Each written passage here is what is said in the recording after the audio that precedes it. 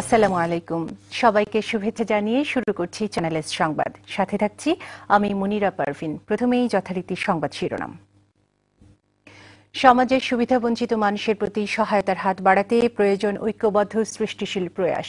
PRI এর উদ্যোগে বুধবার দেখতে চাই চ্যারিটি সংগঠনের সাহায্যার্থে আয়োজিত চ্যারিটি ডিনারে আগত বক্তারা এসব কথা বলেন। বিস্তারিত থাকছে ফারহান মাসুদ খানের রিপোর্টে।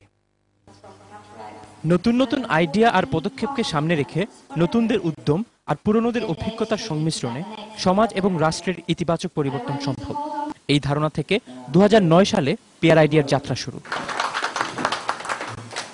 দেখতে চাই চ্যারিটি সংগঠনের সমর্থনে আয়োজিত চ্যারিটি ডিনারে প্রধান অতিথি হিসেবে উপস্থিত ছিলেন টাওয়ার হ্যামলেটসের মেয়র লুৎফুর রহমান। আমার চোখ, আমার হাত, আমার পা আমি গ্রান্টেড নেই এগুলা, বাট যার নাই তারা বুঝলো এটা কতটুকু অসুবিধা।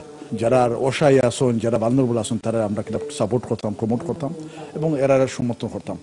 মাই full support goes out to PRIDR and to দেখতে চাই। দৃষ্টি প্রতিবন্ধীদের সমর্থন এবং তাদের জীবনযাপনের মর্যাদা প্রতিষ্ঠার লক্ষ্যে 2003 সালে গঠিত হয় দেখতে চায় চ্যারিটি সংগঠন।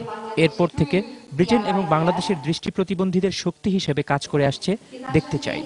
পিআরআইডিআর আমাদের আজকে ইনভাইট করেছে এবং তারা প্রতিজ্ঞা করেছে তাদের পক্ষ থেকে সমস্ত রকম কাজ করবে যেন আমাদের এটা এক্সপোজ করে আরো ওয়াইডার সার্কেলে। এই সংগঠনের শুরু থেকেই সমর্থন দিয়ে আসা বিশিষ্ট কমিউনিটি ব্যক্তিত্ব সিরাজ হক এসেছিলেন সমর্থন দিতে।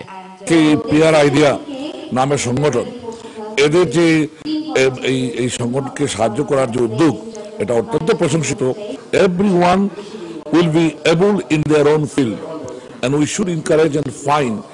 কমিউনিটি এবং সোসাইটিকে নতুন নতুন উদ্যোগ উপহার দেওয়ার প্রত্যয় ব্যক্ত করেন PRIDR chairman Wajid Hasan Selim. PRIDEA always been supporting good organization for good causes, especially দেখতে চাই যে অর্গানাইজেশন তাদের চোখে আলো নাই, তারা মনে হয়তো একটা মনে রাখতে পারেন যে তাদের পাশে কেউ নাই, কিন্তু আমরা সবসময় তাদের পাশে আসছি।